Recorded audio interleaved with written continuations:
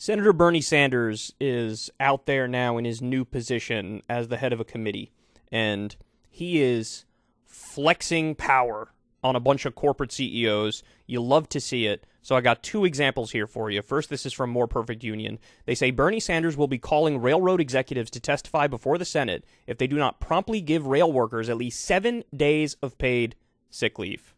Okay, so let's see what he has to say here. Now, by the way, before I even press play, understand, these people are terrified of the public scrutiny. They are terrified of getting grilled in front of the country because they know they have no good answers for their greed and their criminality. So Bernie is leveraging that and weaponizing it and using it against them. So let's see what he has to say. Well, I have news for executives in the rail industry. If they think that those of us in Congress who voted for 7 days paid sick days for workers are going to forget this issue, they got it wrong. We are not going to forget this issue.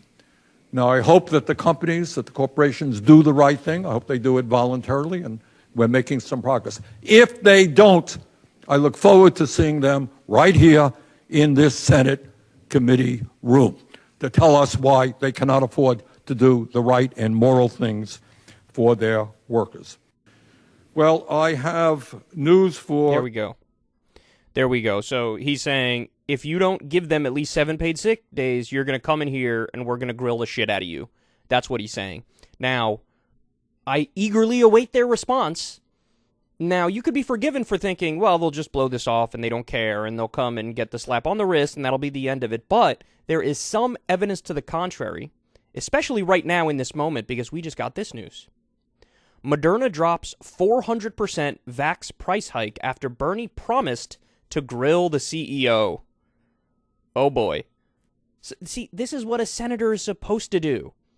A senator is supposed to use their power on behalf of the people, on behalf of the policy priorities that the American people want. Bernie's doing that. Not many others do that. So here's what they say in Daily Beast. Just hours after Senator Bernie Sanders swore to question Moderna's chief executive in a Senate hearing next month about plans to quadruple the price of its COVID-19 vaccine, the company abruptly reversed course, announcing in a statement that the vaccine would remain free to all consumers, quote, regardless of their ability to pay. The pharmaceutical giant was widely denounced last month in the wake of reports it was considering jacking up the price of its jabs more than 400% to $130 per dose. The Biden administration also unveiled the expected end of a public health emergency in May, which would have left uninsured Americans paying out of pocket.